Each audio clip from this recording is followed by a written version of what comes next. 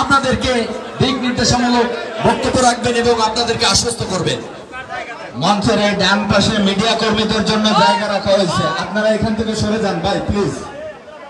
এই যে মঞ্চের ডান পাশে এইখানে মিডিয়া কর্মীদের জন্য আসন রাখা হয়েছে। আজকের এই প্রোগ্রামটি মিডিয়া কর্মীরা কভারেজ দিবে। মিডিয়া কর্মীদের স্থান এটি। এই যুবদল নেতা মাসুম খান, এই লোক সব ক্লিয়ার করে দিতে হবে। খানজাহান আলী থানা বিএনপির সভাপতি কাজী মিজানুর রহমানকে মঞ্চে এসে আসন গ্রহণ করার জন্য আহ্বান করছে। মঞ্চে এসে আসন গ্রহণ করার জন্য আহ্বান করছে খানজাহান আলী থানা বিএনপির সাধারণ সম্পাদক সাবেক ছাত্র নেতা আবু সাইদ আওলাদের আব্বাসকে মঞ্চে এসে আসন গ্রহণ করার জন্য আহ্বান করছি।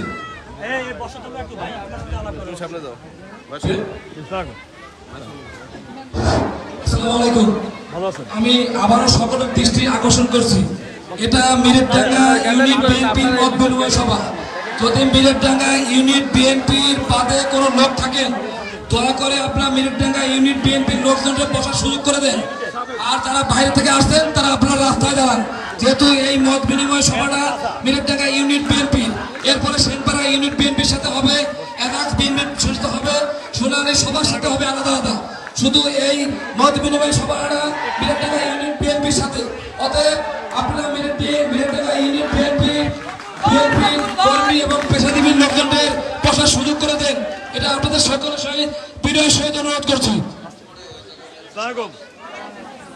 আমাকে চিনেন আপনারা?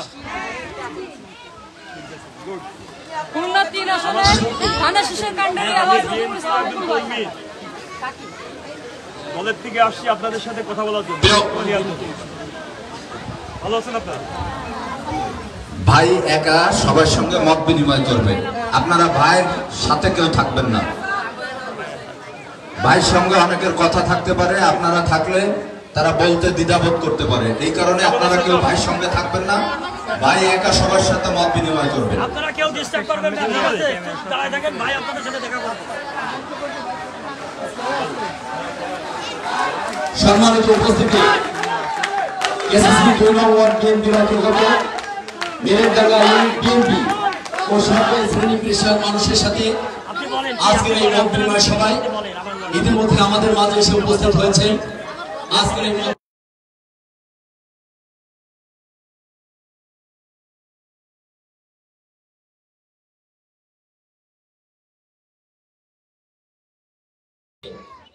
জনমানুষের জননেতা খুলনা 3 আসনের বিএনপি মনোনীত ধানের শীষের কান্ডারি, আমাদের সকলের প্রাণপ্রিয় অভিভাবক, প্রাণপ্রিয় নেতা জননেতা আলহাজ রফিকুল ইসলাম বিন্দু।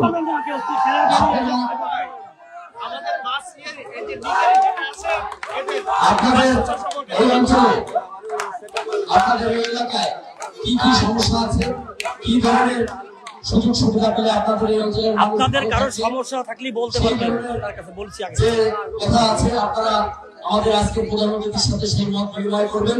উনি আপনাদেরকে ইনশাআল্লাহ আশ্বস্ত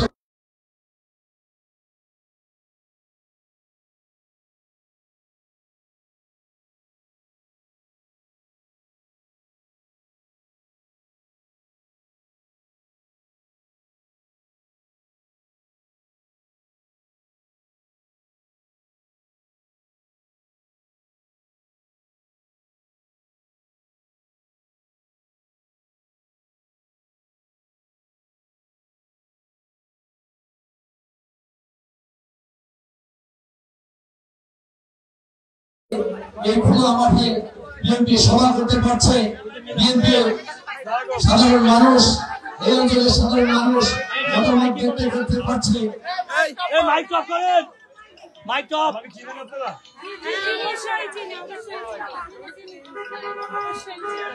আমার নাম হচ্ছে রফিকুল ইসলাম বকুল, আমি বিএনপির একজন কর্মী। আপনাদের সাথে আসছি কথা বলার জন্য। অবশ্যই কথা বলবো, আমাদেরও কথা আছে আপনাদের সঙ্গে। ঠিক আছে, বসেন তাহলে। ভালো আছেন সবাই? হ্যাঁ আলহামদুলিল্লাহ, আপনি ভালো আছেন ভাই? আমি আলহামদুলিল্লাহ।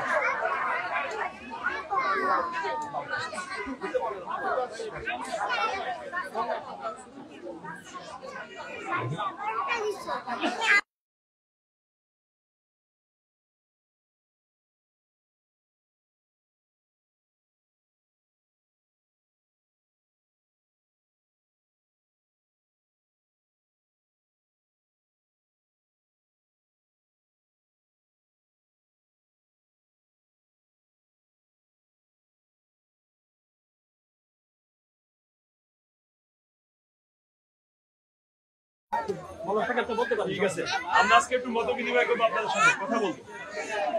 বসে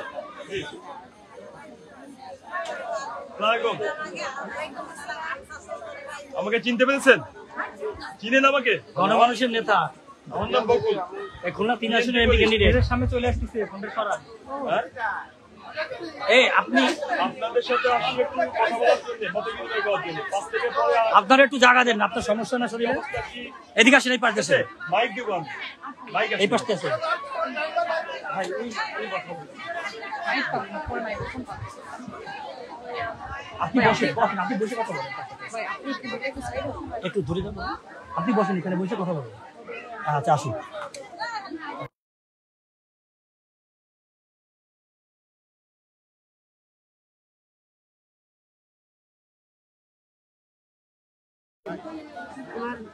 আমি মনে কষ্টই মেলা আচ্ছা ঠিক আছে, হ্যাঁ?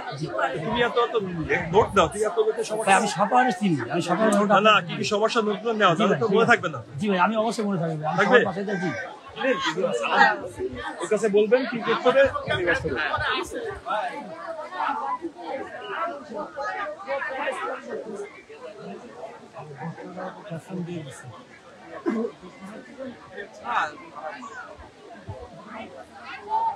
আপনি বলবেন, আপনি আবার আসছেন। আচ্ছা দেখি আচ্ছা ঠিক আছে, বলেন আমি ব্যস্ত। ঠিক আছে।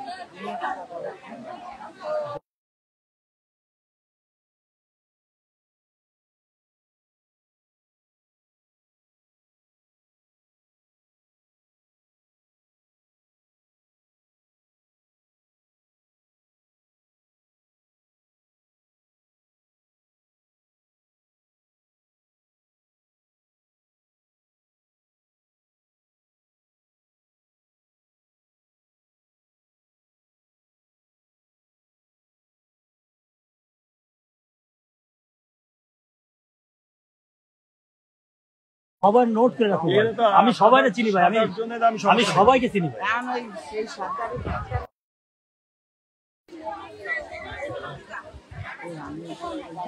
আপনি এখন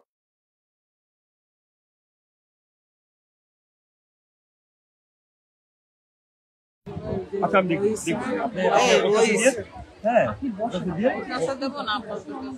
একজন দিলে হোক, আব্বাস থেকে আপনি আমার কাছে দিলে হবে, তার কাছে দিলে হবে। আচ্ছা ঠিক আছে, নাম্বার আমি দিয়ে দেবো। সালাম দিই। ঠিক আছে, আসসালামু আলাইকুম। কেমন আছেন আপনি? আমি আপনাকে পৌঁছে দেবো। চিনেন আমাকে? চিনছেন? চিনেন আমাকে? আগে দেখেন নি নাকি? আচ্ছা ঠিক আছে। সামনে কিছু বন্ধ। বলেন।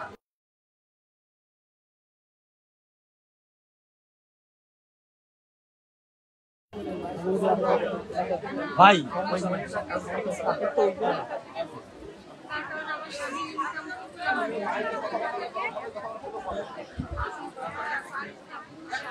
আচ্ছা ঠিক আছে, দেখুন। জি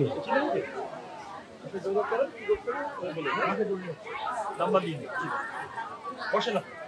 জি আসসালামু আলাইকুম। চিনেন আমাকে? বসেন বসেন বসেন বসেন, আমরা কথা বলবো। হ্যাঁ মাইক দিব, আপনার কথা বলবো, জানাবেন। জি ভালো আছেন? বসেন। আপনাদের কমিটি দিচ্ছে নাকি?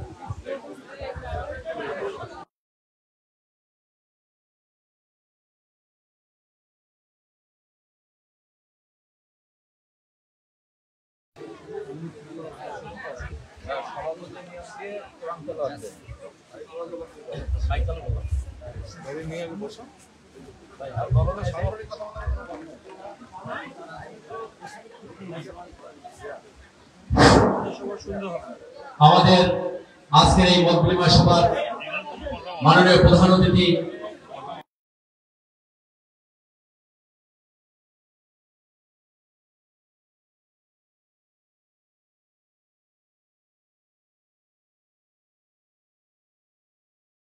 আসন গ্রহণ করেছেন। আমরা করতালির মাধ্যমে তাকে স্বাগত জানাই।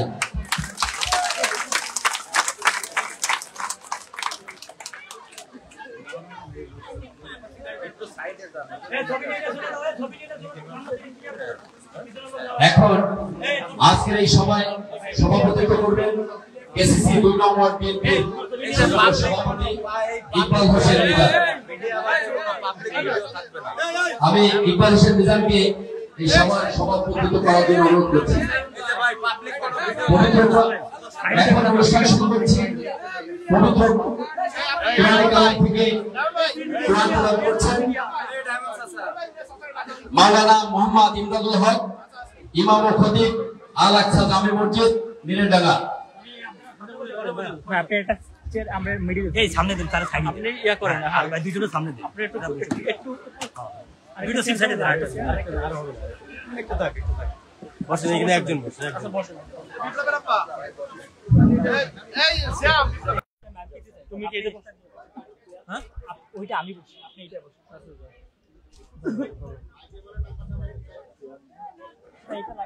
ওই যে মাঠের গাছের কোনায় 48 24 21 গাড়ি, ওই গাড়িটা সরাতে হবে, গাড়ি আটকে গেছে ওখানে।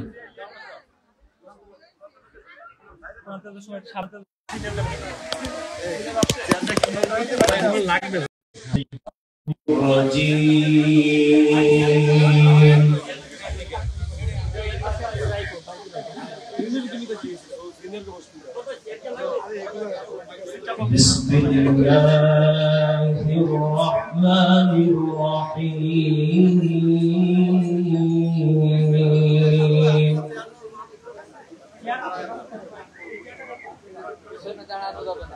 ما كان محمد أبا أحد من رجالكم أبا أحد من رجالكم ولكن رسول الله وخاتم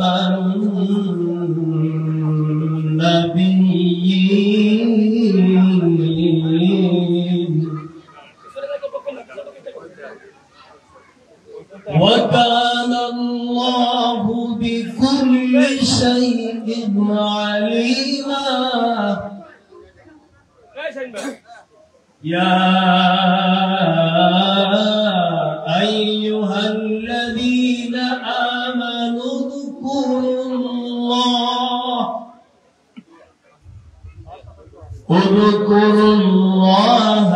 ذكرا كثيرا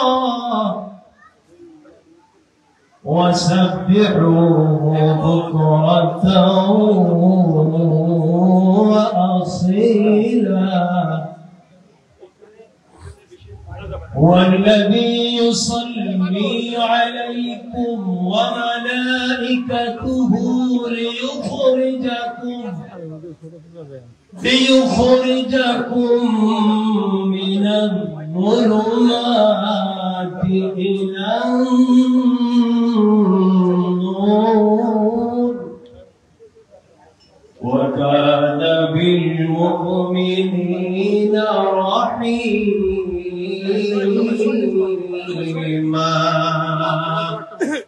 صدق الله العلي العظيم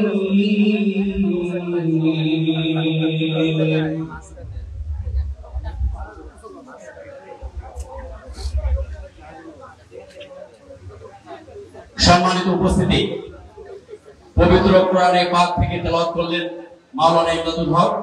এ পর্যায়ে আজকের এই মধ্যমা সভায় শুভেচ্ছা বক্তব্য রাখছেন আজকের এই অনুষ্ঠানের প্রধান অতিথি বাংলাদেশ জাতীয়তাবাদী দল কেন্দ্রীয় নির্বাহী সংসদের ছাত্র বিষয়ক সম্পাদক, আমাদের এই খুলনা 3 আসনের গণমানুষের নেতা জননেতা আলহাজ রকিবুল ইসলাম বকুল।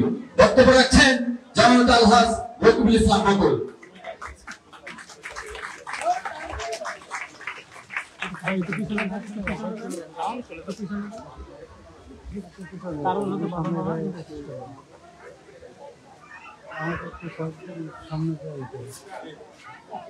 এই জায়গাটা একটু এখানে একটু কম থাকতে হবে, কম মানুষ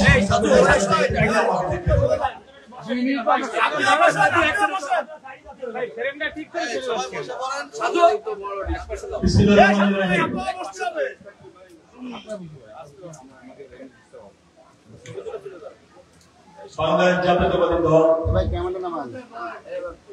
খানজাহান থানা অন্তর্গত 2 নম্বর ওয়ার্ডে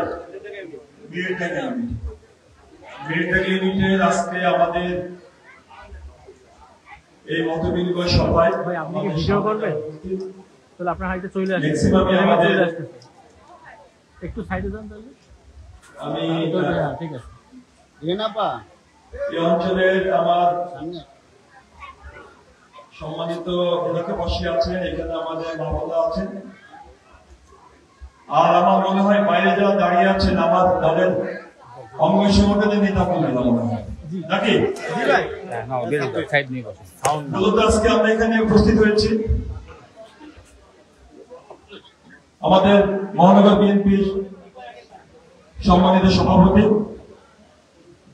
অ্যাডভোকেট শফিকুল আলম মনা আজকে উপস্থিত আছেন। উনি উপস্থিত আছেন আমাদের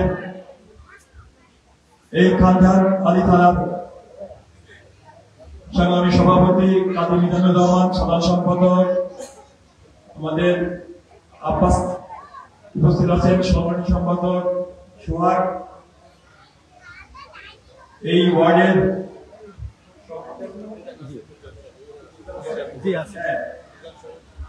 সভাপতি মিজান আছেন,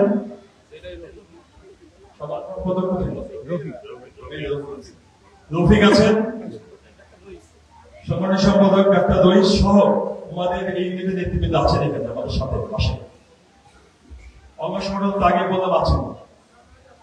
আমরা আপনাদের সাথে উপস্থিত হয়েছি আপনাদের সাথে মত বিনিময় করার জন্য। 5 তারিখের পরে এই পরিবর্তিত পরিস্থিতিতে আপনারা কেমন আছেন এবং আগামীতে বাংলাদেশ জাতীয়তাবাদী দল বিএনপি 31 দফা ঘোষণা করেছেন রাষ্ট্র সংস্কারের 31 দফা।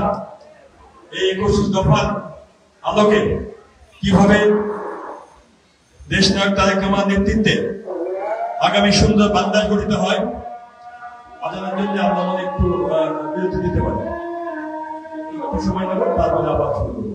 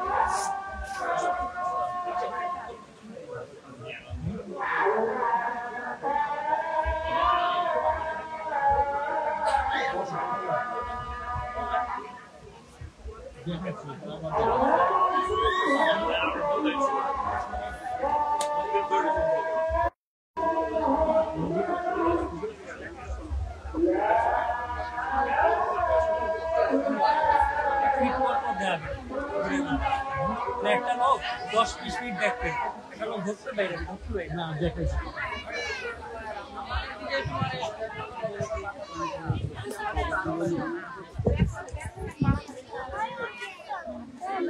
পরে আমরা শুরু করতে যাচ্ছি। আমি যে কথা বলছিলাম, 5 তারিখের পরে পরিবর্তিত পরিস্থিতিতে আপনারা কেমন আছেন, কিভাবে বিএনপি রাষ্ট্র সংস্কারের 31 দফা ঘোষিত হয়েছে, সেই 31 দফার আলোকে আগামী বাংলাদেশ গঠন করা হবে, সেই ব্যাপারে আপনাদের মতামত কি, এবং কিভাবে ফ্যাসিস্ট হাসিনার আমলে যারা নির্যাতন করেছেন, এলাকা জনগণের উপর নিপীড়ন চালিয়েছেন, এলাকার ক্ষয়ক্ষতি করেছেন, তাদের ব্যাপারে আপনাদের বক্তব্য কি, এবং বর্তমানে আপনারা এই আমলে, এই অন্তর্বর্তীকালীন সরকারের আমলে কি অবস্থায় আছেন, এই সার্বিক পরিস্থিতির ব্যাপারে নেওয়ার জন্য আমাদের বিএনপি ভারপ্রাপ্ত চেয়ারম্যান জনাব তারেক রহমান সাহেব আমাকে এবং আমাদের দলকে পাঠিয়েছেন আপনাদের কাছে আপনাদের মতামত জানার জন্য, খোঁজ খবর নেওয়ার জন্য। সেই সাথে তিনি তার সালাম জানিয়েছেন এবং বলেছেন, নেতা কর্মীদের পাশে যাও, নেতা কর্মীদের সাথে কথা বলো এবং তাদের মনোভাব বোঝার চেষ্টা করো, বুঝে আমাদের 31 দফার আলোকে কিভাবে আগামী দিনে বাংলাদেশ গঠন করা যায় সেই ব্যাপারে মতামত নিয়ে আমাদেরকে জানাবো। আমাদের 31 দফায় রাষ্ট্র সংস্কারের যেসব কর্মসূচি দেওয়া আছে, এইগুলো আমরা লিফলেট আকারে আমাদের দলের মাধ্যমে, প্রতিটি ইউনিটের নেতা কর্মীর মাধ্যমে প্রতিটি বাড়িতে বাড়িতে পৌঁছে দেওয়া হচ্ছে, এবং এইরকম জনসভার মাধ্যমে আপনাদের মতামত নিয়ে আমরা আবার সেগুলো 31 দফার মধ্যে সন্নিবেশিত করতে পারি। আবার কোনো জিনিস যদি অপশন থাকে সেগুলো বাদ দেওয়ার সুযোগ আছে। সংস্কার নিয়ে অনেক কথা বলেন, অনেকে সংস্কারের দোহাই দিয়ে নির্বাচনকে প্রলম্বিত করতে চায়, দীর্ঘায়িত করতে চায়, কেউ আবার বাদও দিতে চায়। কিন্তু একটি কথা স্পষ্ট, বিএনপি ভারপ্রাপ্ত চেয়ারম্যান জনাব তারেক রহমান সাহেব যখন 31 দফার কর্মসূচি ঘোষণা করেছিল, তখন কিন্তু এই ফ্যাসিস্ট হাসিনা অবৈধভাবে ক্ষমতায় ছিলেন। তখন কি কেউ বুঝতে পেরেছিলেন শেখ হাসিনা 5 তারিখে পালিয়ে যাবেন? কেউ জানতেন না। কিন্তু আমাদের নেতা জনাব তারেক রহমান এতটাই দূরদর্শী ছিলেন, তিনি জানতেন জনগণ যখন খেপে গিয়েছে, জনগণ যখন এই সরকারকে না বলে দিয়েছে, তো একদিন না একদিন এই ফ্যাসিস্ট হাসিনাকে বাংলাদেশে চলে যেতেই হবে, ক্ষমতা ত্যাগ করতেই হবে।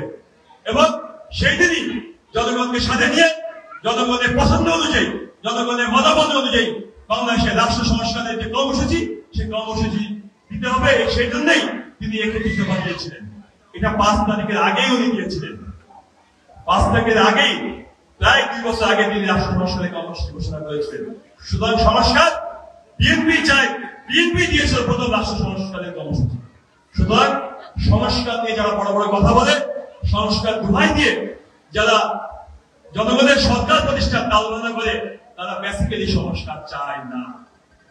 তার সংস্কারের সাইনবোর্ড দেখিয়ে জনগণের অধিকার, জনগণের যে রাজনৈতিক অধিকার, জনগণের ভোট, জনগণের পছন্দের ব্যক্তিকে যে অধিকার, সেই অধিকার থেকে জনগণকে বঞ্চিত করতে চায়। আপনারা জানেন, বিগত 17 বছর ফ্যাসিস্ট হাসিনার বিরুদ্ধে বিএনপি সহ যারা রাজপথে আন্দোলন করেছে, তাদের মূল অনেকগুলো দাবির মধ্যে একটি ছিল জনগণের ভোট জনগণের কাছে ফিরিয়ে দিতে হবে। ছিল না? এটাই দাবি ছিল, মূল দাবি ছিল। এর মানে এই নয় যে আমরা শুধু ভোট চাই আর কেউ চায় না। আমরা ভোট কেন চাই? আমরা চাই জনগণকে ক্ষমায়িত করতে, ক্ষমতা দিতে।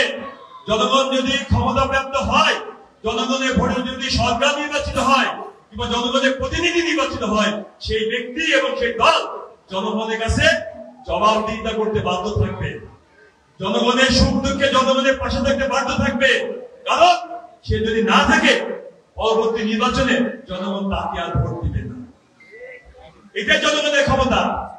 এই ক্ষমতা দেওয়ার জন্য আমরা দীর্ঘ 17 বছর যাবত আন্দোলন করেছি। শুধু আমরা করি নাই, আমাদের সাথে আরো অন্যান্য রাজনৈতিক দল রাজপথে কিন্তু আন্দোলন করেছে। এই আন্দোলন করতে যে অসংখ্য নেতাকর্মী গুম হয়েছে, খুন হয়েছে, নির্যাতিত হয়েছে আমার অসংখ্য নেতা কর্মী ভাই বোনেরা, নির্যাতিত হয়েছে যারা এখানে অবস্থান করছে। অসংখ্য নেতা কর্মীরা তাদের পরিবার থেকে তাদের বিচ্ছিন্ন হয়ে গেছে। দিনের পর দিন, রাতের পর রাত তারা ঘর বাড়ি থেকে বিচ্ছিন্ন থেকেছে, স্বামী সংসার থেকে বিচ্ছিন্ন থেকেছে, স্ত্রী তার হাজবেন্ড থেকে বিচ্ছিন্ন থেকেছে, সন্তান তার বাপ থেকে বিচ্ছিন্ন থেকেছে। 17 বছর দীর্ঘ সময় অনেক নেতা কর্মী মিথ্যা মামলায় দিনের পর দিন, রাতের পর রাত জেল খেটেছে। অনেক নেতা কর্মীকে আজও আমরা খুঁজে পাইনি, তারা হারিয়ে গেছেন। তাদের সন্তান, অনেকের স্বামী, অনেকের আব্বা, অনেকের ভাই হারিয়ে গেছেন। এখন তার স্বপ্ন দেখেন হয়তো তারা একদিন ফিরে আসবে। ফ্যাসিস্ট হাসিনা এই 17 বছরে অনেক ক্ষয়ক্ষতি হয়েছে আমাদের, কারণ একটাই, এই ফ্যাসিস্ট হাসিনা গণতন্ত্রে বিশ্বাস করতেন না। জনগণের অধিকার নিয়ে তিনি জনগণের অধিকার প্রতিষ্ঠার এই কনসেপ্টে তিনি বিশ্বাস করতেন না। তিনি উন্নয়নের নামে বড় বড় মেগা প্রজেক্ট নিতেন আর দুর্নীতি করে টাকা লুটপাট করে দেশের বাইরে পাঠিয়ে দিতেন। এটা শুধু আমার কথা নয়, শেখ হাসিনা নিজের মুখে বলেছেন তো। আপনারা অনেক সাংবাদিক সম্মেলনে দেখতেন, শেখ হাসিনা বলেছে যে আমার পিয়ন 400 কোটি টাকার মালিক। বলেননি? আমার পিয়ন 400 কোটি টাকার মালিক। একজন ব্যক্তির পিয়ন যদি 400 কোটি টাকার মালিক হয়, সেই ব্যক্তি কত কোটি টাকার মালিক? আমার যদি পিয়ন 400 কোটি টাকার মালিক হয়, তা আমি কত কোটি টাকার মালিক? এটা তো বলে দেওয়ার অপেক্ষা রাখে না। আমি যদি বলি যে আমি জানি না, আমি বুঝি নাই আমার পিয়ন এত কোটি টাকার মালিক হয়েছে, এটা কি বিশ্বাসযোগ্য হবে? 1 টাকা নয়, 2 টাকা নয়, 1000 নয়, 10,000 নয়, 5,000 নয়, 1 লক্ষ নয়, 400 কোটি টাকার মালিক। এটা না জানার কোনো বিষয় আছে? এটা তো 400 কোটি টাকা তো একবারে এমনি হয় না। অনেক দিন ধরে সে লুটপাট দুর্নীতি করেছে। শেখ হাসিনা যদি বলে আমি বুঝি নাই, এটা মিথ্যা কথা। শেখ হাসিনা বুঝেছে, প্রশ্রয় দিয়েছে, কারণ তার সেই কর্মচারী দেখছে তার মনিব লক্ষ লক্ষ কোটি টাকা দুর্নীতি করছে, আমি 400 কোটি টাকা দুর্নীতি করলে কিসের সমস্যা? শেখ হাসিনা যদি লক্ষ লক্ষ কোটি টাকা দুর্নীতি করে, তার সাংগপাঙ্গ 400, 4,000, 5,000 কোটি টাকা দুর্নীতি করবে। এই টাকা কার? কাদের টাকা? এটা জনগণের টাকা, জনগণের ট্যাক্সের টাকা। এখানে আমার মা বোনরা আছে, অনেকে বুঝবেন না কিভাবে জনগণের টাকা। প্রত্যেকটা জনগণকে ট্যাক্স দিতে হয়। কেউ বাড়িতে থাকলে হোল্ডিং ট্যাক্স দেওয়া লাগে, কেউ গাড়ি কিনলে গাড়ি ট্যাক্স দেওয়া লাগে।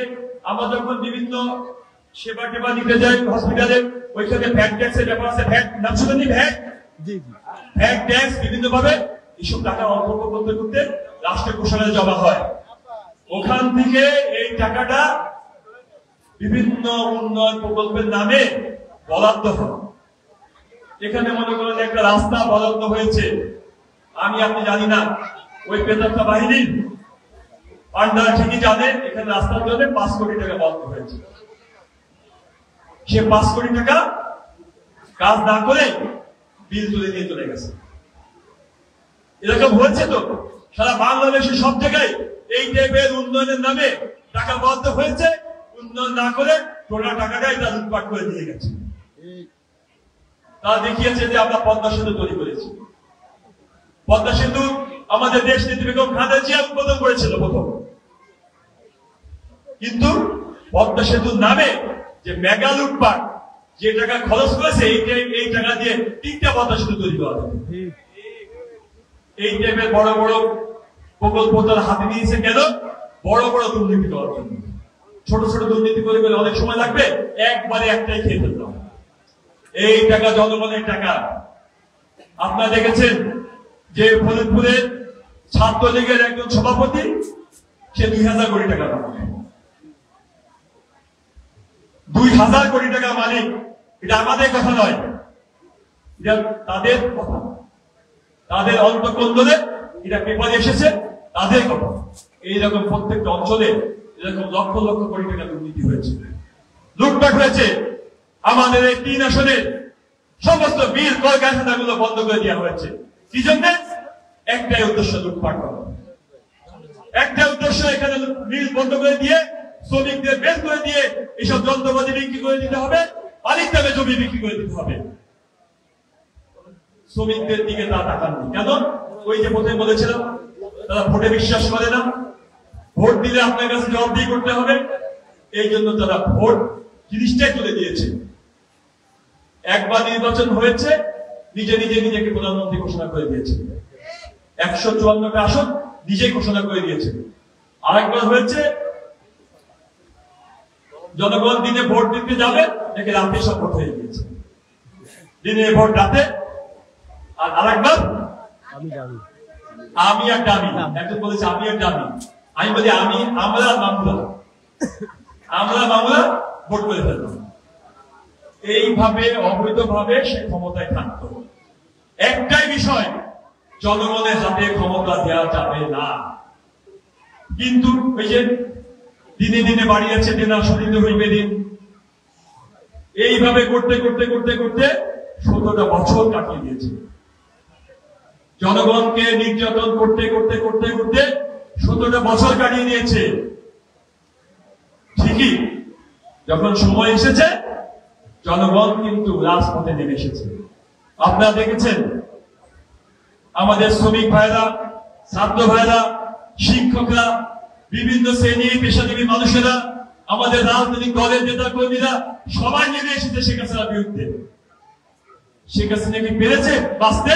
না, শুধু ক্ষমতায় ত্যাগ করেনি, দেশ ছেড়ে পালিয়ে গেছে ওদের গুন্ডা পান্ডা সহ। 5 তারিখে গুন্ডা পান্ডা সহ এই দেশ ছেড়ে তারা পালিয়ে গেছে।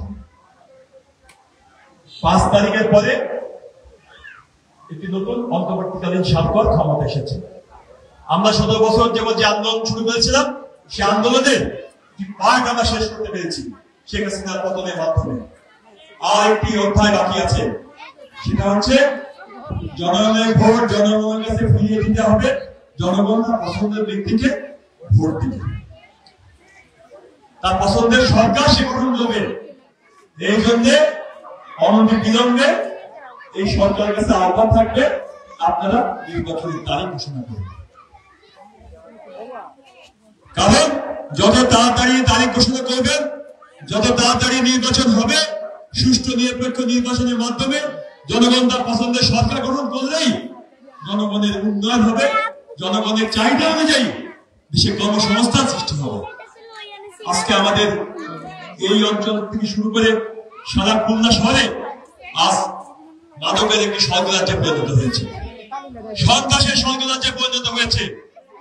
আমি শুধু যারা মাদক বেচে এবং মাদক খায় তাদের দোষ দেব না, আমি এই জন্য ফ্যাসিস্ট হাসিনার সেই শাসককে দোষ দেব। এই কারণে তারা লুটপাট করে এমন একটা অবস্থা সৃষ্টি করেছে, এখানে কর্মসংস্থানের আর সুযোগ নেই, নতুন কর্মসংস্থান সৃষ্টি হচ্ছে না, লেখাপড়ার পরিবেশ নাই, খেলাধুলার পরিবেশ নাই। আমাদের যুব সমাজ এবং আমাদের যে তরুণ সমাজ, তারা ফ্রাস্ট্রেটেড হতে হতে মাদকের দিকে ধাবিত হচ্ছে। আর এই সুযোগে আমাদের পার্শ্ববর্তী একটা দেশ কুচক্রী মহল আমাদের যুব সমাজকে ধ্বংস করার জন্য মাদক ঢেলে দিয়েছে আমাদের সমাজের মধ্যে। সুতরাং আমাদের যুব সমাজকে যদি আমাদের ফিরিয়ে আনতে হয়, এটি গণতান্ত্রিক সরকার প্রতিষ্ঠা করতে হবে।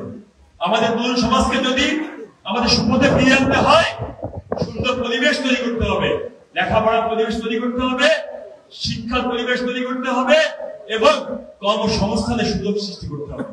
এবং এই জন্যই দরকার এটি গণতান্ত্রিক সরকার। গণতান্ত্রিক সরকার না হলে জনগণের প্রতি তাদের দয়া মায়া কিংবা দায়বদ্ধতা থাকে না। গণতান্ত্রিক সরকারই পারে নতুন নতুন কর্মসংস্থান সৃষ্টি করতে। আমাদের প্রায় 4 কোটি মতো নতুন ভোটার ভোট দিতে পারে, লক্ষ লক্ষ লোক বেকার অবস্থায় আছে, লক্ষ লক্ষ তরুণ সমাজ চাকরির অভাবে ফ্রাস্ট্রেশনে ভুগে, ওই যে মাদকের কথা বললাম, কেউ মাদকে যাচ্ছেন, কেউ অন্য পথে ধাবিত হচ্ছে।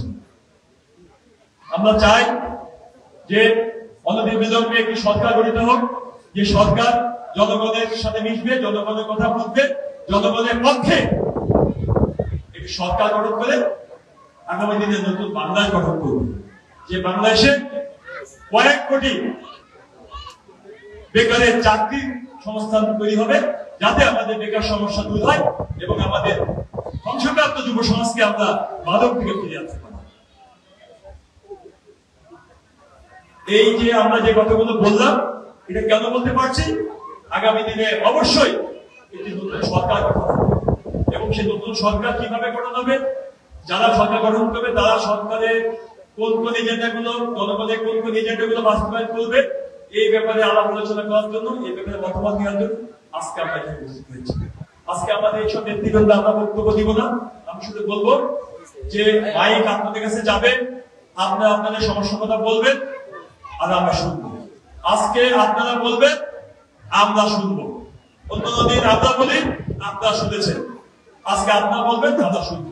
আপনার বক্তব্য লিপিবদ্ধ করবো, বলে আমরা আমাদের সমস্ত আপনাদের যেসব সমস্যার কথা বলবেন সেগুলো আমরা লিপিবদ্ধ করে আমরা সেভাবে আমাদের নেতৃবৃন্দ পদক্ষেপ নেবে।